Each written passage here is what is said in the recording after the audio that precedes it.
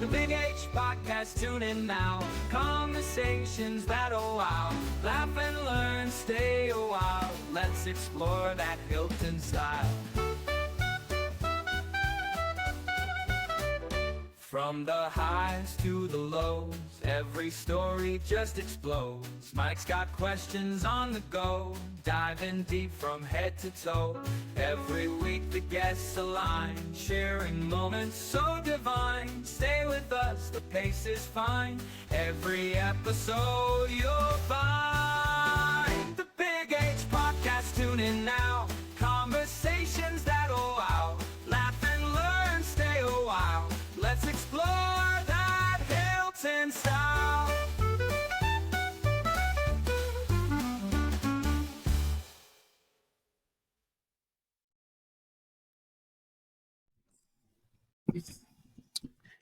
Jon Crumley, Hilton class of 1995. It's great to have you on the Big H Podcast.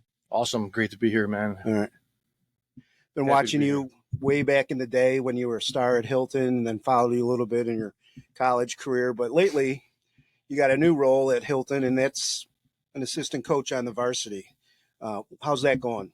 It's going awesome. Yeah, Coach Lapani blessed me with an opportunity to come in and be a volunteer for the cadets, and helping out with the linebackers and defense and special teams and anywhere else they need me. So it's been great. I mean, they say volunteer in the Hilton program, but it's never a volunteer status. I mean, like, you're one of the guys, like, you're in there every day, right? Absolutely. That was one of the first things that I told them, I'm bought in 100%. I'm going to be here. Treat me like a coach. I can do anything that you need me to do. And I'm all in. And he knows that, I believe. How many years have you been working with the program? This is year 3. Okay. Excuse me. I remember when you first came on the scene and we were working out at a summer workout on LeBeau, and I was seeing what you were teaching, like the 9th graders, because I think he had you slated for Mod B, Mod A. And I went to him, I'm like, Coach, you got to get him up, a higher level. He's like, okay, thanks. It's one time Coach Lapani listened to me, but yeah. So he took you up to the varsity right away, right? Yeah, it was great. I wasn't expecting it initially. Like you said, I was coming in to help out Mod A and, help those guys out. And then I guess he was evaluating me through the initial practices. And then I think it was after day 1 of doubles, he pulled me over and pulled me up again. That's in reference to your sophomore season when you're in high school, right? Yeah. So you played in 1993 to 95 or 92 to 94, I forget. 92 to 94. Yeah. Okay. Same head coach running the program. What did you notice about any differences from when you played to the style of play that he does now? Not a whole lot. I mean, we're still Hilton football through and through. We're a power football team. We throw the ball when we need to throw. He does. He is a little bit more loose with throwing the ball and spread and different formations and things like that. But no, I mean, we're power football, and that's it. And how does that style differ from the style of high school now? Because there has been a change, and I don't know when the flip over was, mainly offensively. Yeah, I mean, you'll see it. I mean, even colleges, high schools, everybody's gone to the spread, the philosophy. And again, I don't know when the change exactly happened, but, the spread happened and it caught fire. And, a lot of people are trying to do it, trying to emulate it. Some successfully, some not so much. Mm-hmm. So you coach the linebackers primarily and then running backs also? A little bit, yep. Okay. So when you're coaching linebackers, from when you played to now that you coach, is the drills, is the style, is the technique the same, or did you have to change your technique a little bit to play that spread system? Well, technique, tackling, obviously has evolved over the years. Back when I played, it was, a little bit different, but we still teach those similar fundamentals. Obviously player safety is paramount.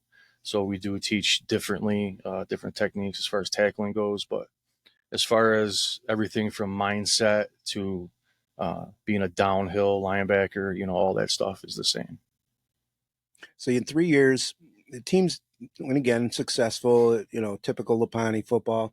You talk about Hilton football. Describe to our listeners, viewers, what Hilton football has meant to your career and what you still see today. Like, what does encapsulate? Because it's a different, if you go watch a Hilton team on a Friday, it might be different than when you watch a McQuaid team, and they all have success. But what is it about the Hilton program that makes it special? He cares, and the coaches care. I think that's the number one thing. Everybody, all the coaches, obviously Coach Lapani, they care about your players and care about your kids, and they're going to be taught things the right way. And not only about football. Football is, the greatest team sport that's out there. Mm-hmm. And football, teaches many lessons, many life lessons that goes way beyond the field. And I think that's one of the biggest things that, Hilton football has always done. And as far as personally for me, that family aspect of it is what drew me back. And, we'll talk, I'm sure, a little bit more in detail, but that's what also drew me to certain schools, is that similar atmosphere with the coaching staff and the players, and the togetherness, the love of the game, the love of each other, playing for each other. And, just that whole atmosphere that goes along with Hilton football. And the thing is, like, you're not just stating words. Anybody that's ever been in that locker room, been through doubles with the team, observed it. You're speaking the truth. You're probably one of the few players that I know, and you might be able to correct me, that won 2 sectional titles with football with Coach Lapani, but your sophomore year, and I think, was it your junior year or your senior year as well? Sophomore year and senior year. Okay. Yeah. And your sophomore season, did he pull you up prior to the season, or was it during the year? And what position did he pull you up to play? Yeah, I played as a freshman. I played JV, so I'm sure he got a chance to see me and see what I could do on the JV field. And then I was originally slated and actually started. The season started, double session started. I was on the JV squad, and right from day one, other players, my friends, and there was all rumblings of, oh, you're getting pulled up, getting pulled up, you're not going to be on JV. And I think it was after day one or the first session, I got pulled up. Were there any other sophomores that he pulled up to varsity that year with you? Yeah, John Starwell, our quarterback, he came up with me. So we were the only 2 sophomores. Back then, it wasn't like it is now, and even at Hilton, that's not very prominent, where sophomores are playing on varsity. Right. It was special to be pulled up and playing on varsity. So did he play you both ways, or was it just on defense, or what happened? No, it was just on defense. Pulled me up. I started at linebacker, and I was a backup fullback. And some of the other guys that played there that were prominent players, or guys that you remember, who named some of those guys? Oh God, from the sophomore year? Yeah. Yeah, you got Scott Phillips was the starting tailback. Dave Fleming was our quarterback. You got your Palombos, Philip Petty. Was Van Zeeland on that team? Van Zeeland, but he wasn't a senior. I'm trying to remember the seniors. Yeah, but he was a junior that year. And that was a great junior class too. There's so many players and a lot of years in between. So it's a few concussions. So. Right. You played the game hard. So many guys. Yeah. So many awesome guys. If I name a few and not everybody, I would feel terrible. Exactly. So many great guys. Well, let's talk about the season in general. I mean, that was one of your sectional titles. I think, did you beat Irondequoit in the finals that year? Or let's go back in regular season. What do you recall about the regular season? Anything, any runs you guys went on, or, where your backs up against the wall a couple of times, It was a great season. It was kind of unique for me because I did only play defense, and I had the ability to sit back and watch and learn a little bit, obviously, at a young age. but it was mostly a lot of entertainment value because we had a great offense. Scott Phillips was a great tailback, and to watch him work and watch Coach Lapani, run the offense, and we had obviously a really good year that year, and it was fun just to sit back and watch the offense and enjoy it, but obviously, and then get on the field. So it was unique for me because that was the only time that had ever happened. So. Mm-hmm. Now, in that year, did 8 teams make sectionals, or was it just 4? And do you remember what was it, Class Double B at that time? It was Double B, which was really Class A, Mm-hmm. what it is now. But back then, the regular season meant something. It meant a little bit more because games counted. Right. Whereas now they don't. Meaning they don't count as much as far as if you win, that's huge, not just for home field advantage during the playoffs, but it meant something. Everybody didn't make the playoffs. Right. So those wins really meant something. Mm-hmm. So if you had a few losses, now you're looking at not making sectionals. Right. And, so, yeah, I mean, we had what was unique that year. We had 2 losses. I think it was we lost the regular season to Irondequoit and who was it? Who did we play? If your host did his research, he would be able to tell you. Yeah. It wasn't Batavia or something Batavia, like I think it was. But Okay. we lost to those teams, and we got a chance to avenge those 2 teams in the semis, and obviously to win sectionals. So that was great to be able to play them again and beat them. Right, when it really counted. Yeah. And I think you make a great point about, I know you're trying to skate around it, saying like nowadays it's not that the regular season doesn't matter, but in Double A right now is that what we're in, and all 8 teams make the sectional, so you're kind of playing for a good seed. Yeah. But back then, I mean, 4 teams make the playoffs, and you go from there. Yeah. And the ability to avenge those losses is Yeah. great.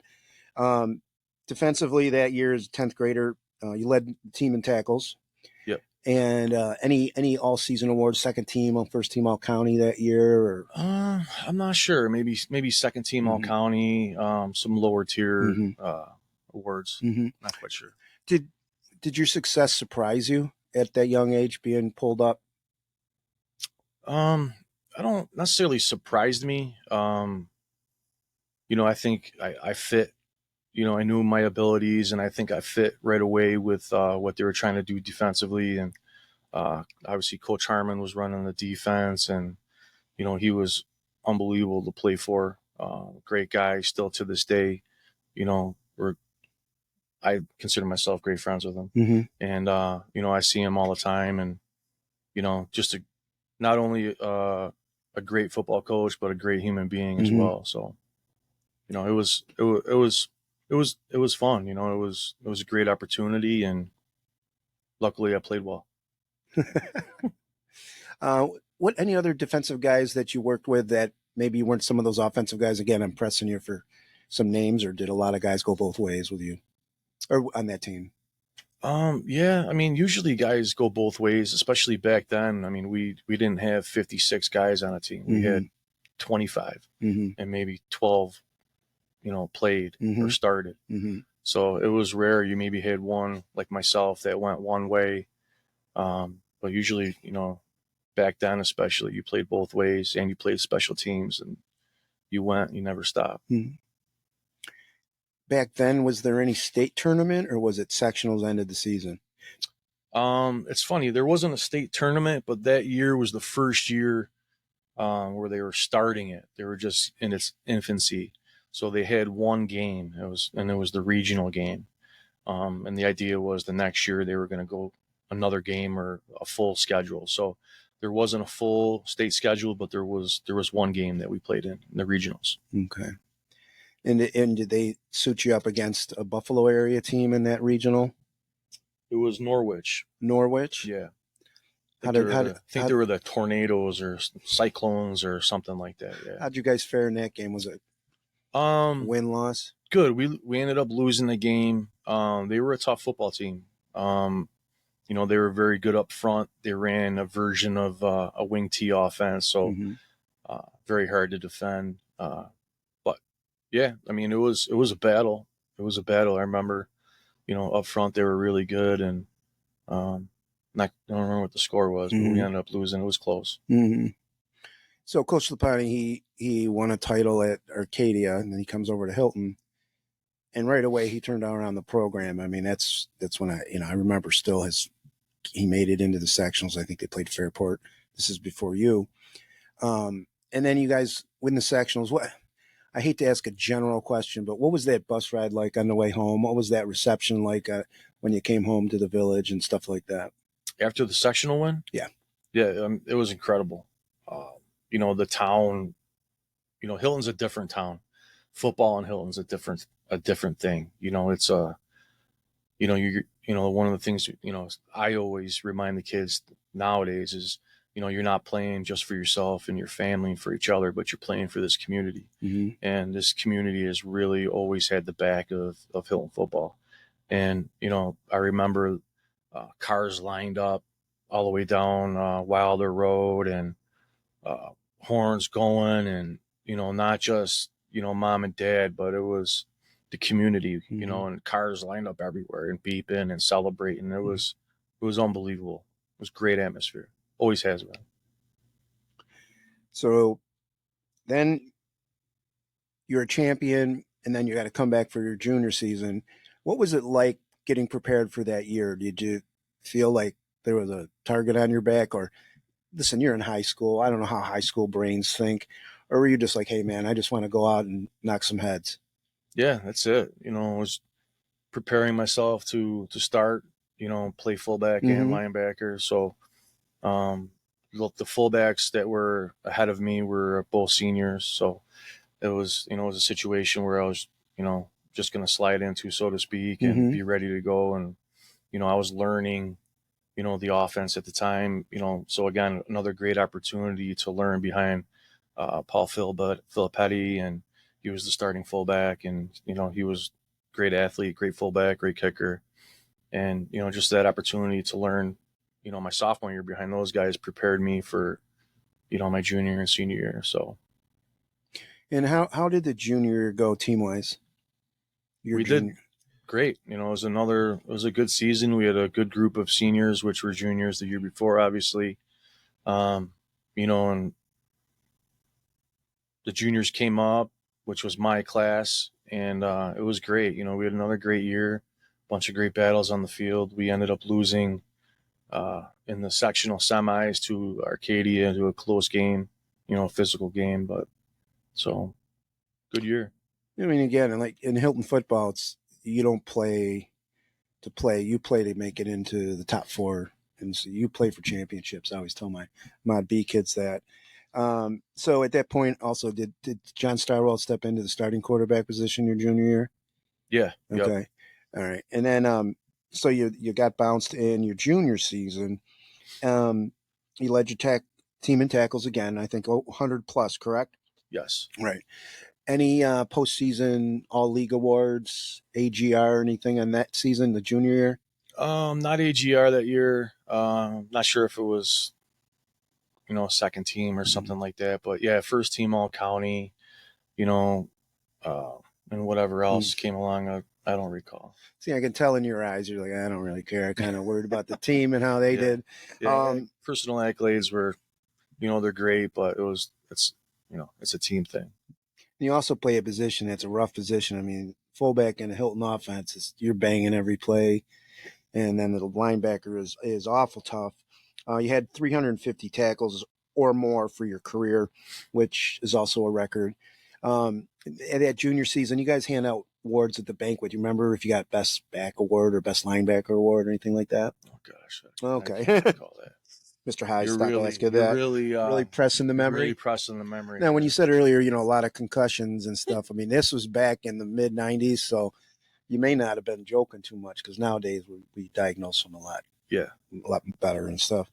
All right, so then Different back then. yes, and so now you're heading into your senior year, and I forgot to ask, did you play in other sports besides football?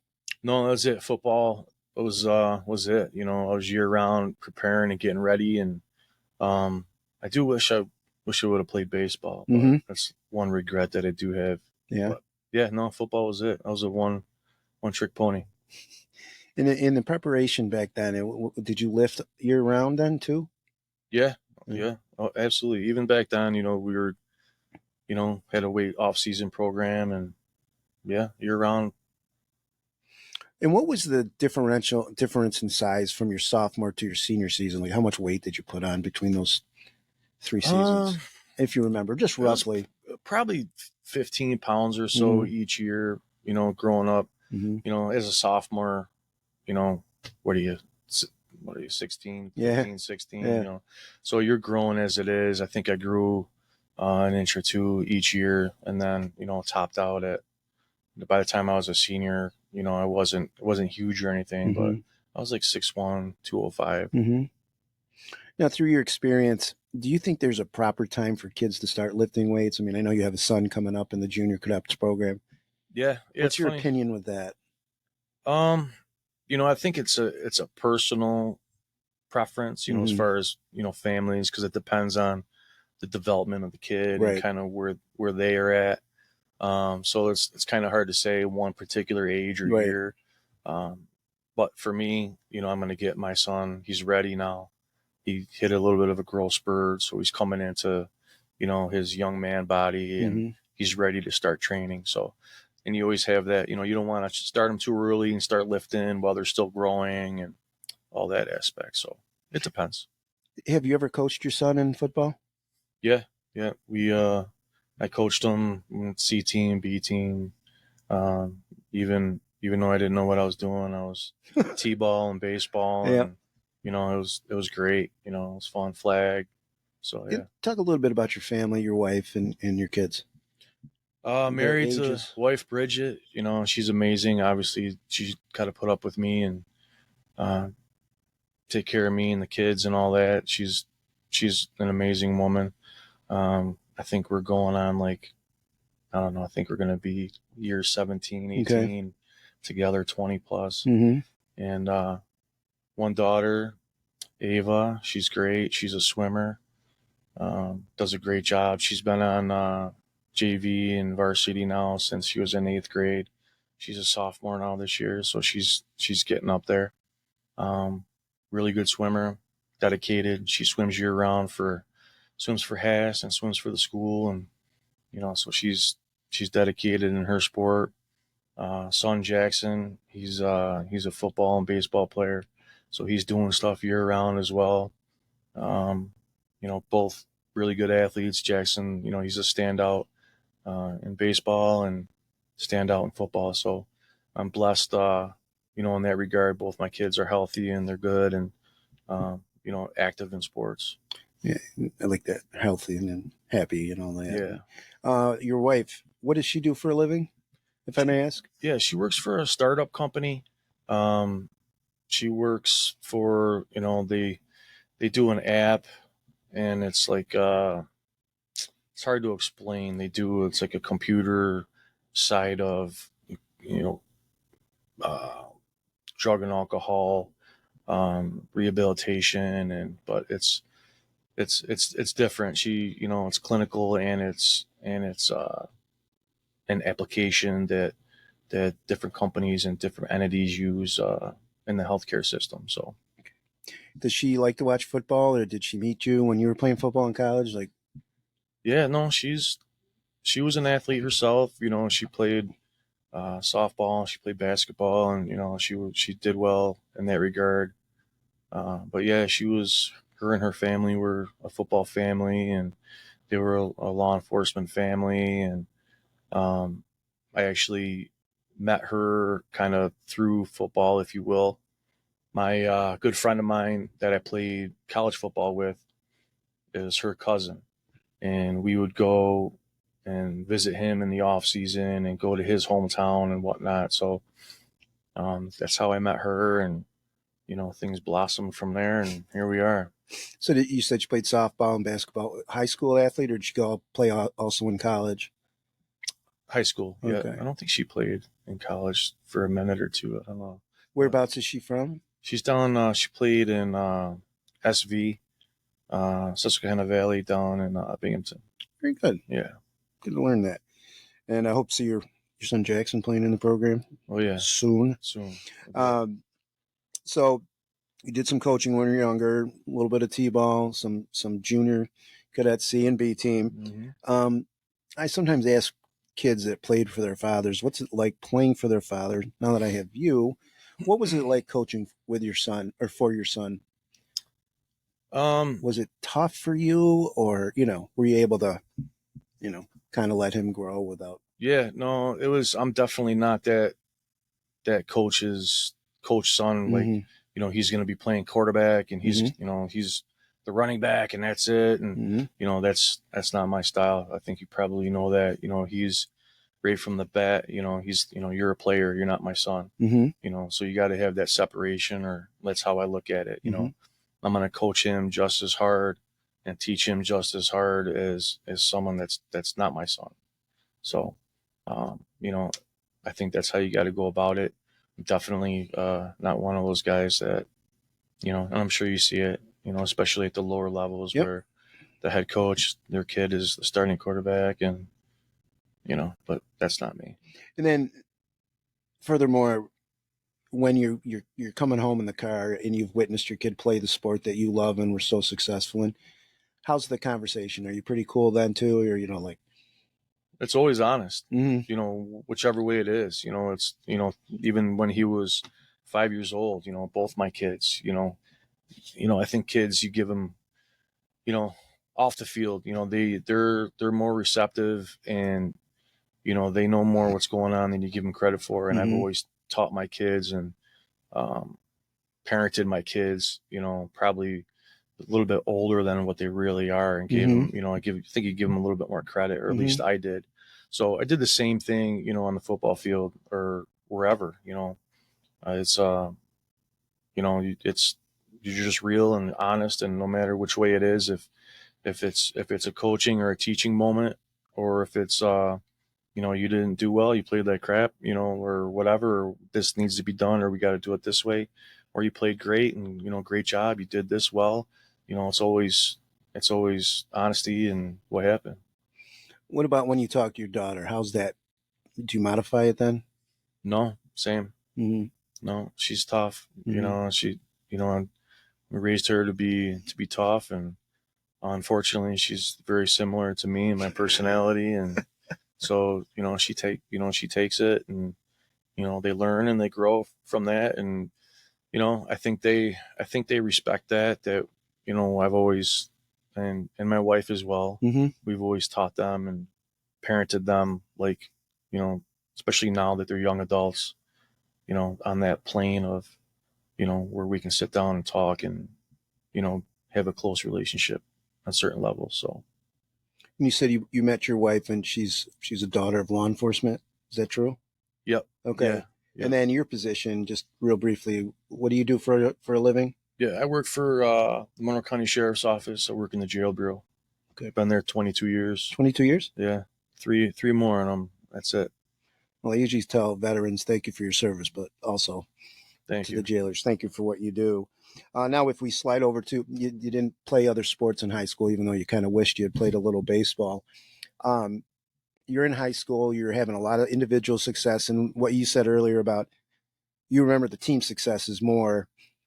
When it came to finding a college to play at, was it obvious that your ceiling, I don't mean to use that negatively, was D3, or did you have other D2 feelers, or how did that recruitment seeking of college football teams go?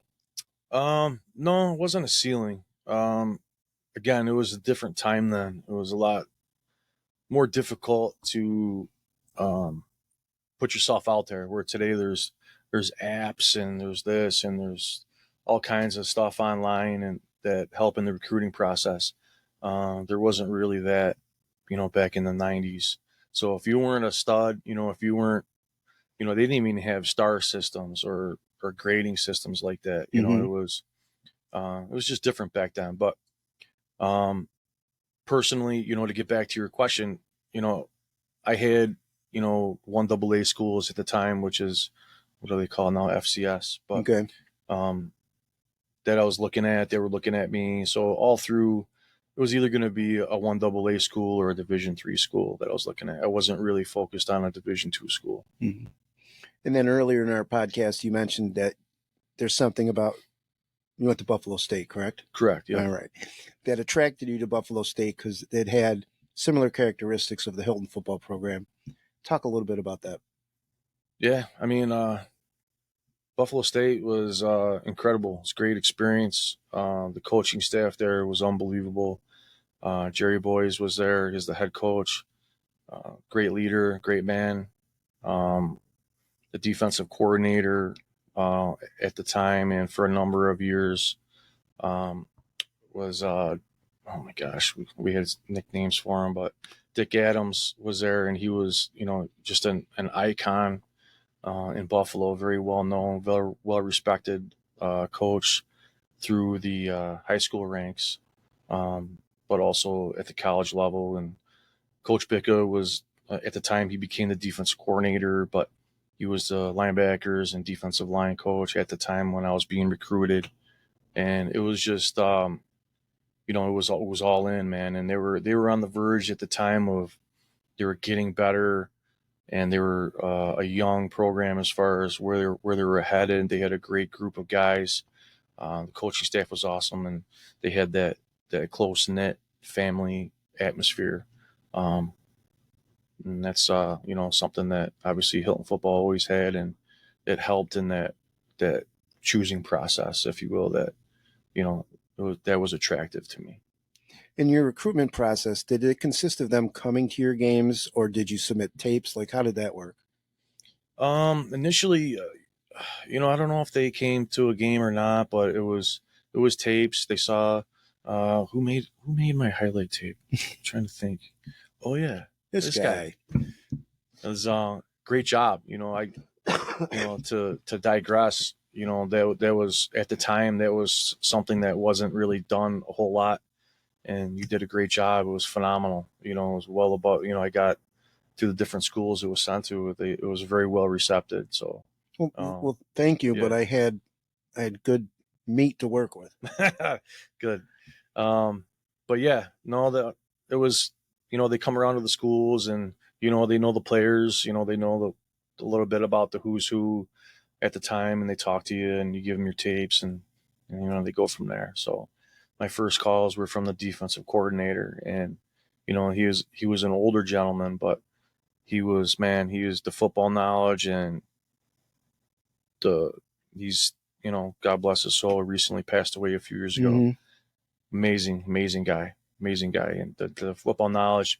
We always said we've forgotten more than he ever knew about football. Mm-hmm. And he was a great coach, and he was the first couple phone calls that I got, and he was all in, man. He was excited, and he sold me. Between him and Coach Boys, I was like, all right, this is where I'm going. Was the team up and coming, or were they established at that time and they were just trying to get a few more elements? They were kind of up and coming. They hit a few pieces to the puzzle at the time. They were ascending, and I could see that, and there were a group of guys that it fit for what I wanted. I wanted to be far enough away from home. It fit everything that I wanted as far as the college, the everything down to the academics, to the campus, to football, and where they were headed. So everything kind of fit, and I'm sure you'll probably do a second question about it, but they were up and coming. You guys were running your own podcast. I forgot to ask a little bit about mom and dad and any siblings that you have. Mom and dad are great. They always supported me through football. Mm-hmm. I got a half brother. But yeah, mom was awesome. She was always the one taking me to and from mm-hmm. practice, and always came to my games, and my extended family. My dad was at everything, every game, rain, sleet, and snow. Since I was 8 years old, all the way through, when I played briefly professionally for mm-hmm. a year, and through college, he was at everything. But, they were great, always supportive of sports. Are they both still with us? Yes. Yep. And do they live locally? Yep. Spencerport and Hilton. Oh, good. Yeah. So they can come to the grandkids. Yeah, they're still events, and their son who's coaching now. Yeah, they're coming to the kids stuff, and always busy running around. But yeah, they're coming and enjoying their grandkids and enjoying them in the pool or on the field. So when you're playing at Buffalo State, you started for 3 years and you were redshirted once. Yeah. And explain to our listeners that might not know, what's it mean to be a redshirt?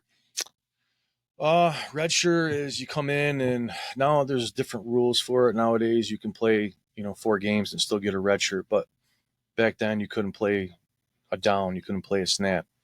But you can travel, which is what I did. I was good enough to travel with the team. Just you can't get in a game. I suited up, traveled. It was your kind of emergency situation type player. But you got to experience the process, and that's the biggest thing. But you didn't play, so I didn't play, and you still have 4 years of eligibility is basically what it is. Gotcha. So, Buffalo State Bengals, is it? yep. And you started, instead of interesting phrase, you learned the process. What was the process of Buffalo State football? Yeah, being able to travel, you get to see everything from the itineraries, the business side of it, if you will. College football, people don't know at any level, whether it's D3, D2, 1AA, or you're at Alabama.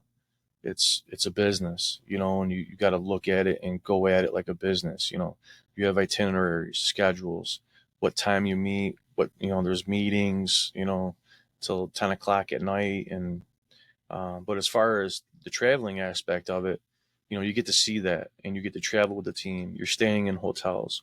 You're becoming tight. You're becoming close knit. Um, and you're getting to know everybody on a personal level, their families.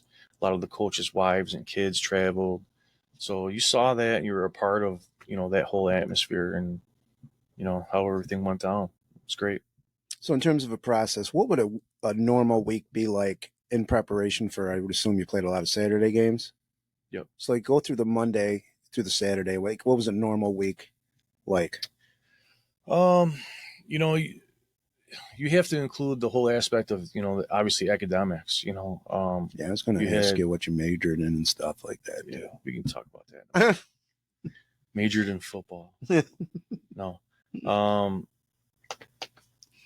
But yeah, obviously the academics part of it. So, it's tough. Football is, you have a full-time job. It's a full-time job on top of going to school. So you had that aspect of it. And then you had your practice. You had, your lifting times. You had your study halls, things that, as freshmen, a lot of kids, they need that in order to manage their time and school and to help them with that transition process. So there's all that aspect of it. You're lifting, but practices, you ran usually the usual times. After practice, you had meetings, or you lifted or whatever. So, it was pretty stringent, and as far as the schedule goes, every Monday through Friday you had your practices. Friday was always a walkthrough, similar to a high school practice schedule, but different. Mm-hmm. And we games on Saturday morning or Saturday afternoon.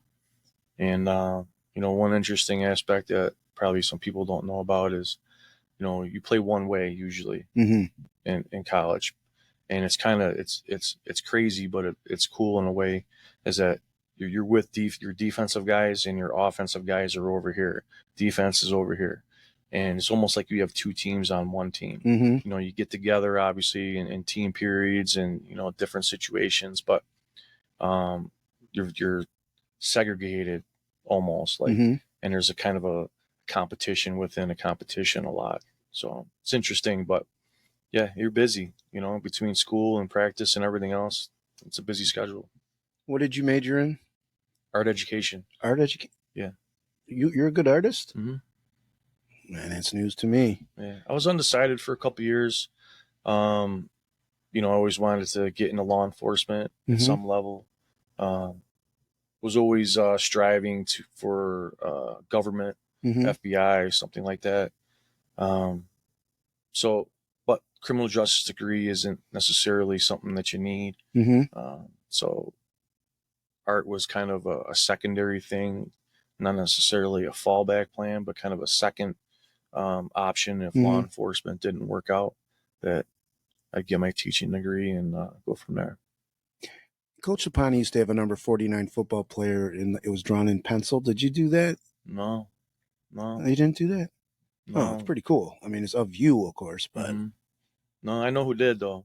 you did? I'm not going to say his. Okay, all right. I'd like that. Because he was a young kid that liked how I played. He was probably 8 years old at the time, and he was a friend of a family, and he just taken a liking to me and how I played football at a young age, and I was his favorite player, and It's awesome. he drew that picture, and it's funny, he took on that number throughout the years, and he actually became a coach, and he was a good football player. He played in college, coached at Hilton for a little bit, and you know who he is. I probably do, but I'm gonna keep my mouth shut. But you could see my eyes going da da da da da da da da.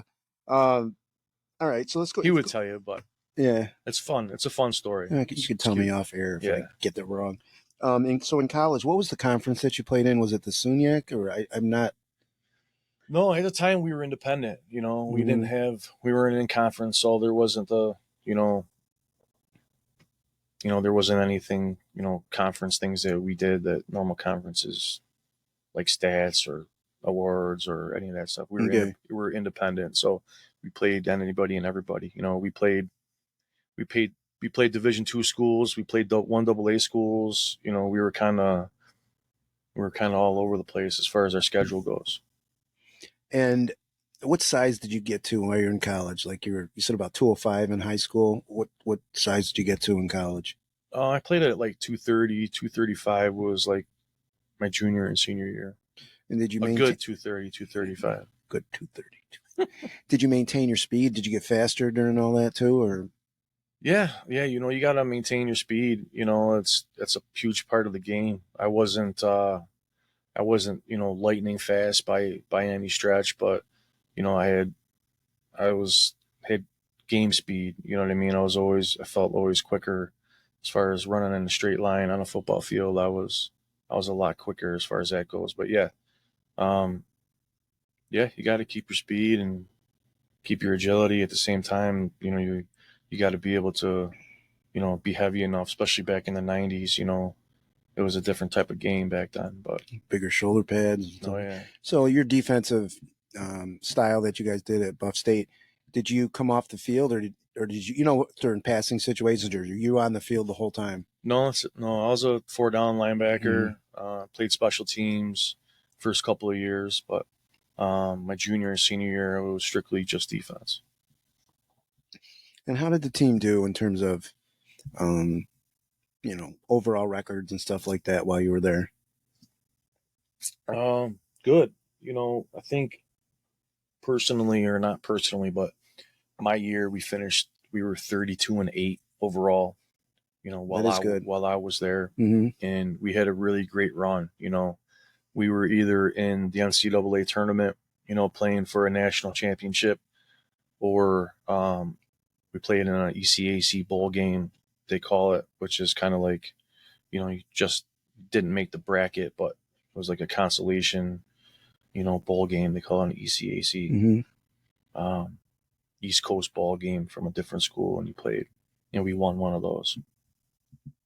And then correct me if I'm wrong, but over your career, you had 350 plus career tackles, 20 tackles for loss per year, 8 sacks. Is that per year or was that total? Per year. I think my junior, senior year, I had 8 sacks both years. Okay. And a couple here and there in between. All still records.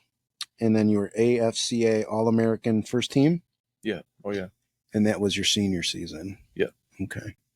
How'd your body hold up after all those years of playing football in college?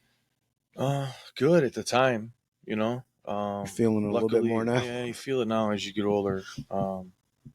You hit 30 after all those years of contact sports, it catches up with you. And that was kind of the year where things start falling apart. Mm-hmm. But yeah, luckily I didn't have, any major injuries. I didn't have any, knees blown out, or I had your usual, sprains and strains and jams and, all that stuff. Had a back injury, but nothing crazy that, required surgery or, Kept you out of anything. extraordinary. Yeah. So you're also, okay. And then before we get your professional playing too, right? How did you make yourself go from a good player to a great player? General question, and I don't know how you feel about it. But Yeah, it's a good question. It's physically it's and not, mentally, both of them. yeah, it's not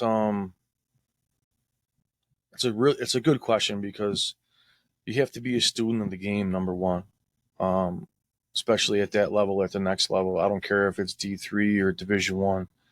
Football's football. Um, you know, I've always said it's D3 is, like the land of the 6-footers, or it's 2 inches and 2/10. That's the difference between D3 and D1. It's not much. The guys that play D3 are the best on their teams across the country. Same, they're the AGR players, they're the all-state players. It's not easy. Some people think D3s, oh, it's just D3. It's not, it's football, and it's hard. But back to your question, you got to be a student of the game. You got to really study film. You got to study your opponents. You got to study yourself. And what I mean by that is you got to know what you're good at, what your limitations are, and correct those things, get better at those things, and you got to constantly be self-aware. So yeah, it's a combination of things. It's a good question, but a lot of it's the game of football is it's a mental sport. A lot of it is 70% mental, 30% physical.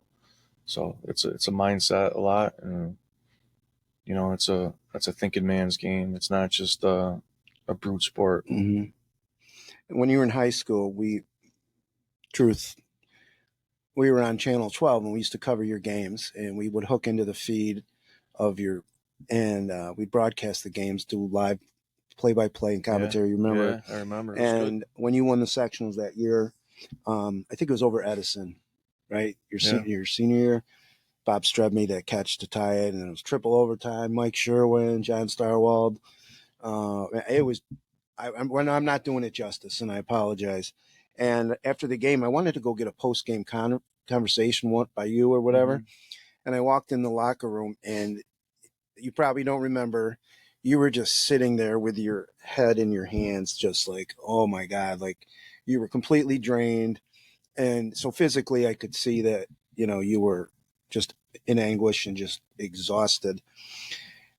For people that don't know and they hear it's a mental game, how do you preach mental toughness, or how does a kid become mentally tough? Well, You first can go part back. is I remember. Do you remember that? I remember that. Okay. Yeah, I remember that. And what's funny is I've thought about telling that a little bit of that story to the kids pregame and stuff. I haven't yet. Okay. I'm kind of maybe saving it, Yeah. but it was a battle, and it went into 3 overtimes, so it was an extended period of time. But it's funny. I was in exhaustion, and you got to leave. We always say leave it all on the field. And a lot of us did that day, and I sure as hell did. And I remember not only just being exhausted and mentally drained and physically drained, but I was so you say anguish. I was in anguish, and I remember the bus ride home. I had the garbage can in the back of the bus, and I was throwing up in the can on the way home, just because the adrenaline dump and just being so drained. I was puking, and it was a crazy game. It was awesome, but it was physical, and it was draining for sure. But as far as teaching mental toughness, I think Or a how lot do of you it, maybe model it? I don't know. it's tough. It's funny because we always say these generation of kids are a lot different. So that's a hard thing to do, to teach mental toughness, but you have to try to not you're teaching all the little things about football, but football is, like I said, is a mental game, and to be able to teach mental toughness. Well, what is mental toughness, right? You have to. What is that? What does that mean? Mm-hmm. And it means a lot of things. It's responding to adversity. Being mature. Um, being able to sacrifice yourself and your body every play, and to play for that guy next to you. And you're not playing for yourself; you're playing for him. And that's again, that goes back to what Hilton football is all about. Is you're playing for this guy and you're playing for that guy. You're not playing for yourself. And that everything kind of goes hand in hand as far as mental toughness goes. So it's a hard question to answer. Well, I think the way you answered it, it's a hard thing to define. Yeah. So if it's hard to define, it's probably hard to how to preach it. Yeah. Some of the guys I remembered you played with there, Phil Trubia, I think Ronnie Lebdell was on that team. Yeah. Jason a couple Emler. years younger. Yeah. Was Dincher on that team? Yeah. Okay. Yeah. And then, of course, Bobby Straub. Call him Bob Straub. The Starwalds. Great guys. Great team. There was a great team. And again, I apologize for leaving anybody out, but it was a great team, great season to watch. Didn't end that great, right? You guys went to actually Buff State, right? And didn't you play the Southwest Billies or whatever? Yeah, Williamsville. Or Williamsville. It was Williamsville South or North? One of them. I don't know. I try to forget that game. Yeah. But go ahead. No, it didn't go our way. Let's say that. And we couldn't stop. We stopped their run game. We couldn't stop their air attack. They had a really good quarterback. Yeah. And, back then, there wasn't a lot of great quarterbacks that could sling it. Right. And that kid could sling it. And, kind of, it's not that we weren't prepared for that, but it was just, we didn't see that a lot. And they kind of threw the ball all over on us a little bit. And everything went wrong that could have went wrong that game. We had a blocked punt and a snap went over someone's head and a fumble and a pass went between someone's hands and they picked it off. It was kind of one of those, all the bounces went their way. And the score was lopsided. Lopsided. It indicated it. So, and it was tough. It was not an easy thing, personally either to. Which stadium was that at? It was at UB's new stadium that they had back in, 94. This is 94. So it was their brand new stadium at the time. And then you also talked about playing professionally. Tell me a little bit about that. The year after I stopped playing in 99, I coached a year to finish up my degree in student teaching and all that. So I was in 2000, I was still with Buffalo State. I didn't get on to any teams, if you will. But opportunity came up. I was pursuing playing for the Buffalo Destroyers, which is the arena football team in Buffalo. And at the time, they're having a startup of expansion team in Rochester, which was the Rochester Brigade for the AF2, which was like the next league of the Arena Football League. So tried out for them, had an opportunity to sign with them and did, and played. And how many years was that? Just the 1 year. Did the league go defunct, or you? It did. It took a couple years, but the Rochester team went under, and I think that league stayed around for a little while, but it didn't catch on in Rochester like it should have, because Rochester's a great football town. There's other reasons why, the coaching wasn't the best, without getting too much detail about that. But, right. Well, you're also dealing with what? It's a professional team, but you guys were having another job. And did you have to work in another job, or like what was that like? I wasn't working at the time because I had just finished up my degree, and I transitioned right that spring right into playing for them. So I was trying to focus on playing for them and to, as a stepping stone. I wanted obviously to play professionally and keep kind of going up and see where I could take it. So no, I wasn't. I was just training and playing for them. So yeah, that's it. I moved back home.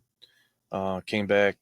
Obviously, it was convenient because it was here in Rochester. Moved back home, and I was just playing and training and focusing on football. And your body was in good shape at this time too? Yeah, I had a year off. I was able, it gave me a chance to continue to train and heal, and I was pretty fresh. It was good.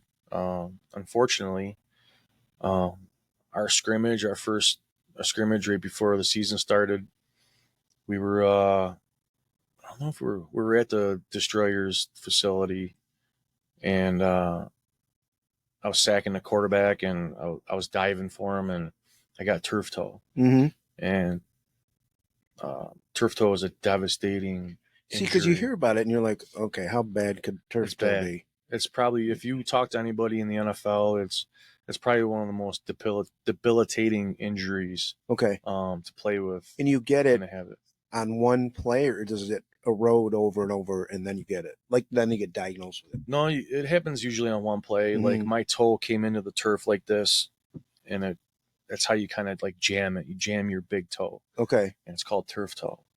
And obviously, back then the turf was concrete and a layer of synthetic grass. That's what you played on. So it didn't have a lot of give.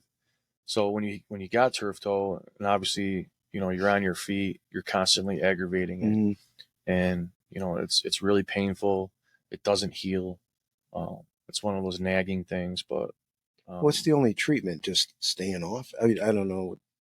Sometimes it's surgery. A lot of these guys, they'll have surgery. But obviously I wasn't in a position to have surgery. It was play or and keep going and keep pushing through. So, I was, playing with modified braces on my foot and trying to keep the toe straight. But none of that, that doesn't work. It's just, so you try to play through the pain. And so I had that. So that kind of derailed things. I still played and was playing well, even with that injury. But then halfway through the season, I got a really bad concussion. And that was kind of it. I saw, even though I still wanted to keep playing, I had too many concussions throughout the years, and that was kind of, I was having some post-concussion syndrome after that. So I didn't rebound like I did from that. And I was like, this is it, I'm going to hang him up. So that's kind of must have been tough. What are some of the post-concussion syndrome symptoms? Was it multiple headaches or sensitivity? Yeah, all that sensitivity to the light, headaches, migraines, unbalanced. I was trying to practice, and vertigo feelings, and all those symptoms weren't going away. And and that was after a week or so of not playing, not doing anything. So when they occur or reoccur, it's an indication that maybe something's going on or whatever. That's obviously the technology and the information has changed quite a bit. I've had my share of CAT scans and good MRIs and stuff, but back then, and so nothing was going on. There was no bleeds or no aneurysms or no indicators of anything serious, but I was still having those symptoms, and it was just time. It was time to hang up the cleats. Yeah. Do you feel that the NFL does enough with their protocol, with their, they have neurosurgeons or whatever, to keep the guys, safe, stuff when they see hits and things like that nowadays? I know that's a kind of an opinion, but yeah, can you explain maybe to our viewers what they do now at the highest level to ensure these guys are protected? Yeah, I mean, the first thing is, technology has changed. The helmets have changed. Not only has the, how you hit, and how the NFL especially changing the way of how you tackle and how you hit, and they're the player safety aspect of everything that they're doing. But the helmets have changed, the technology in the helmets have changed. So all those things are helping in that regard. It's kind of not to go sideways here on what the NFL is doing, what the NFL is not doing as far as player safety, because that's a business, that's $1 billion business. So I think they're doing what they need to do as far as protecting their players with the concussion stuff, and obviously over the years there's been a lot of research, and there's been a lot of publicity about players in the league and what over the years what concussions can do to somebody. So it's well, crazy. I'm glad you took your precautions and you knew when was when, and Yeah, things are okay and everything. so far, and you're going to keep on top of it and all that. Oh yeah. You got a son that likes to play football. What about your concerns with him? Yeah, that's people always ask me, well, you had concussions, aren't you worried about your son? And I'm like, no, things have changed as far as, again, everything you were just saying. Techniques have changed. Personally, I've talked to him about it, and how to tackle the right way, and all that aspect of it. But all the things that I had and went through, I still wouldn't change anything. And that's because that goes back to the love of the game.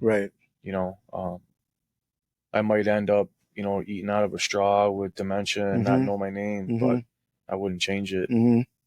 Some people would say that's crazy, but that's me. I love football and I love the game, and I wouldn't change it. I hear you. What did can you teach art? Would you ever go back and teach art? It sounds like you have a degree. Would you ever do that? I mean, you're probably not. Probably not, because you've been going to be working 25 years before you retire, right? Yeah. I liked it. I enjoyed it. Don't get me wrong. Like all the student teaching, and I substituted for a while, and I love teaching. Coaching is teaching. 100%. Yeah. Most of your coaches are good teachers, and your good teachers are good coaches. So that aspect of it, I enjoyed it. Could I have gone down that road as for a career? Absolutely.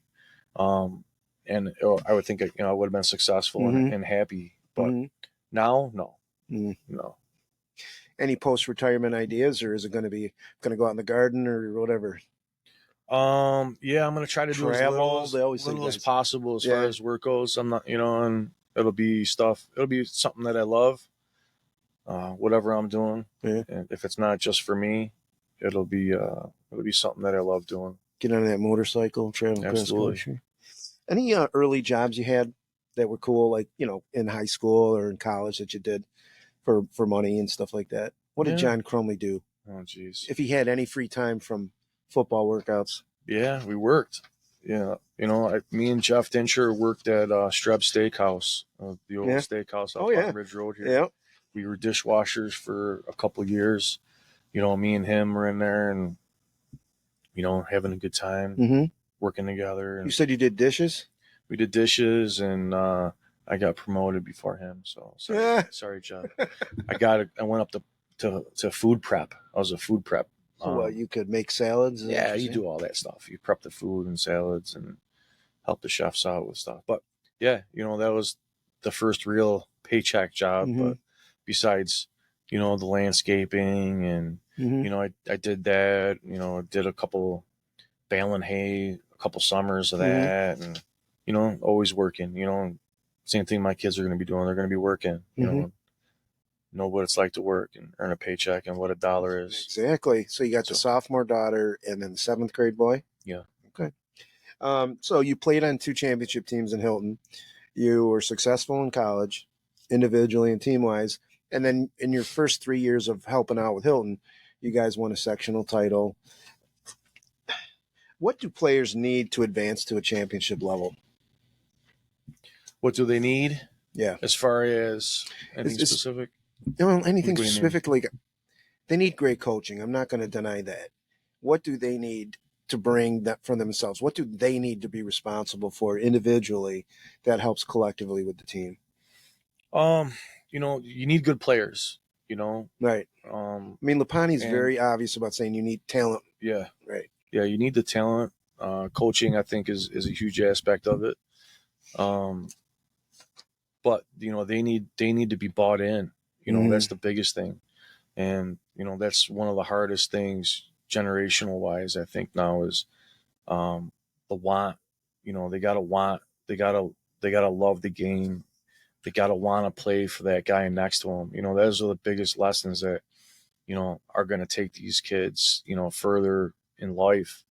But also on the football field to win a championship is, it's an emotional game. It really is. And you gotta play with emotion, and you gotta play with the love of the game, and you gotta have the buy-in, you gotta have the want. If you don't have the want and the ability to sacrifice and to play for that guy next to you, you can have all the talent in the world, but and we play teams that have a lot of talent, but they're not good teams.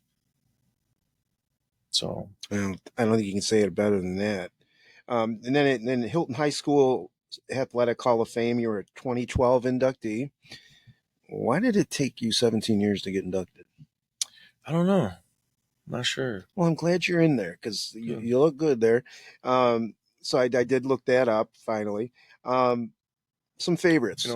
Just to touch on that. Sure. One of a special moment for me, because the way you said that, is Dick LeBeau, who's obviously not with us anymore, and a great man and a great athletic director at Hilton, and a friend. I consider him a friend, but as a player, as a student athlete, he was always there and always a huge supporter of the football program, and he was there that day, and it was nice. And he said, John, he's like, sorry it took us so long to get you in here, and glad we finally got you in here. It just reminded me of that. Well, good. I'm glad you brought it to our viewers and listeners, because he was a great guy. I mean, I don't think I was never a coach under him, but I knew his children, and every coach that I've ever talked has just had glowing remarks about him. So there you go, Dick. Yeah. Some favorites. What's Jon Crumley's favorite food? Oh, geez. Something you make, something the wife makes, some restaurant. Food. Gosh, I don't know. No, nothing. I like all kinds of different. Okay, can you say pasta? Meat, favorite. No favorite. All right, steak, ribeye. Ribeye steak. I don't know ribeye. It's just, I don't know. It's the best cut, man. All right. Well, I tried it once. I love the place I got it from. Not a big fan, but hey, this is your podcast. Favorite sports movie? Sports movie. Let's go to the program. The program? Yeah. How's that? I've never seen it. You need to take that off. Program. Who's the star in that? Is it Tom Cruise? He's in all those movies. No, it's not a B movie, but there isn't. What's a B movie? What's the definition of a B movie? I think who's in that? It's not. It's the program. I think James Caan is probably the biggest name. Okay, He's the head coach. All right.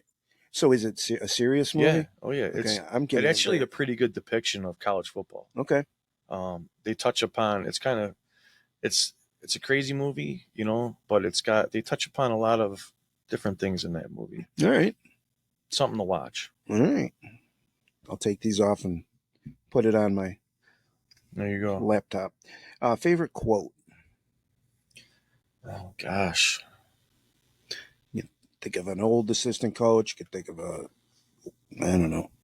How about that's garbage? That's I know who says that one. Says it all without cursing, right? Yeah, absolutely. Yep. Favorite TV show or binge show to watch? With the family, we still have our certain shows, but Modern Family was always a great one that we always watch. SVU, we watch a lot. With the fam, we're binging. Good. So those are probably the two top ones. Favorite book? Gosh, if you have to go back, do you seriously? No. Are you a reader? God, no. I know, so you don't have to answer that. No, I will. I will, because I do have one, and it's the Da Vinci Code. It's incredible, and isn't that just a movie? Can't you just watch the movie? No, it's a book that became a movie. Who wrote it? Did you read the Da Vinci Code? No, I heard Dan of it. Brown. Is incredible. Really? Great book. Great, better than the movie. Great book. So I have to read the book. How long's the book? I don't know. I couldn't put it down, and I don't read books. Okay. Good to know again. How long is it? I don't know. This long. The program and the Da Vinci Code. I'm taking notes. Relaxing activity. Being out in the wilderness, are just zoning out. I like to enjoy a cigar. Mm-hmm. That's a relaxing time, but getting out, getting in the quiet probably, and Are enjoying you a the hunter outdoors. or a fisher or hiker? Both. Oh. All. So what do you hunt for? Deer, turkey, deer, pheasant? deer. With gun or with bow and arrow? Both. Oh. Yeah. You teaching your son how to do it? Yeah. Cool. Daughter too. How chauvinistic of me to say it's that. terrible. Can't believe you said Ava, that. I'm sorry. Bridget, I'm sorry. All right. Last question before I ask you second to last. If there's a person from history, alive or dead, that you could have the dinner with, who would it be and why? Gosh. I'm not going to tell you who the first person that popped into my head is. Off camera again. Gosh, I don't know. I'd probably go because History we're in the fan. football thing. I would say Vince Lombardi, Mm-hmm. just because of not only the game, but his mind and just the magnanimous personality that he was. He'd be a good guy to dig into. Mm-hmm. What do you think his favorite meat is? Oh my God, raw steak. All right. And then this is a tough one because I think it really, you have to look upon yourself and what you're going to leave on this earth. What do you think the legacy of Jon Crumley is going to be? Whether it's on your kids, whether it's on your school, your college, your community, whatever you think it is. What do you think it's going to be? As far as football goes, on that aspect of it, one of the things that I have talked to the kids in the past is, what's your legacy going to be? Those exact words. Mm-hmm. What's your legacy on the field? What's your legacy in this sport? What's your legacy on this year or team? And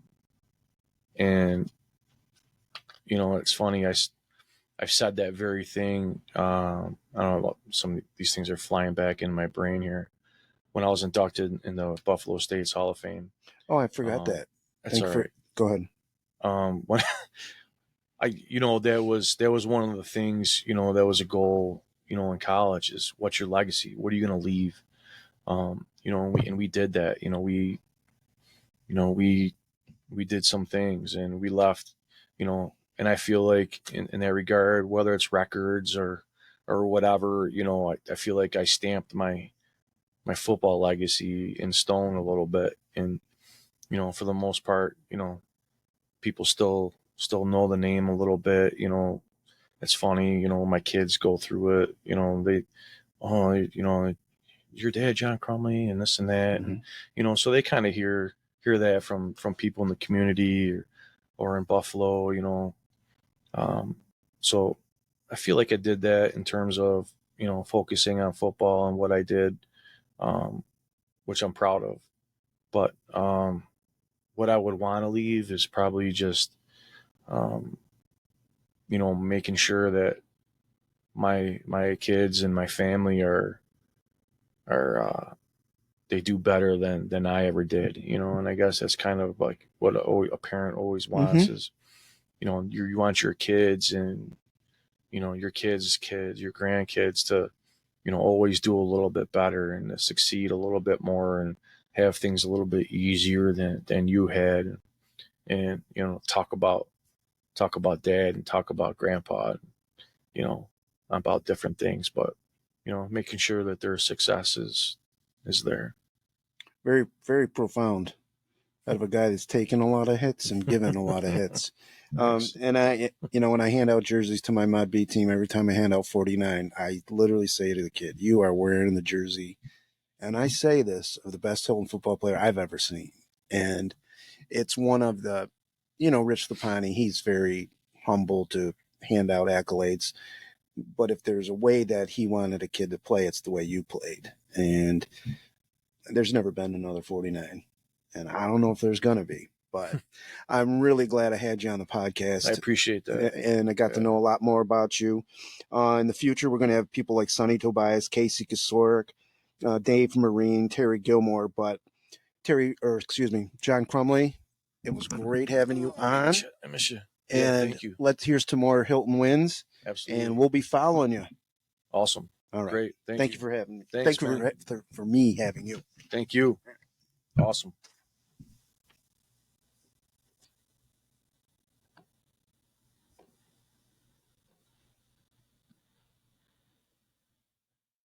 The Big H Podcast, tune in now. Conversations that'll wow. Laugh and learn, stay a while. Let's explore that Hilton style. From the highs to the lows, every story just explodes. Mike's got questions on the go, diving deep from head to toe. Every week the guests align, sharing moments so divine. Stay with us, the pace is fine. Every episode you'll find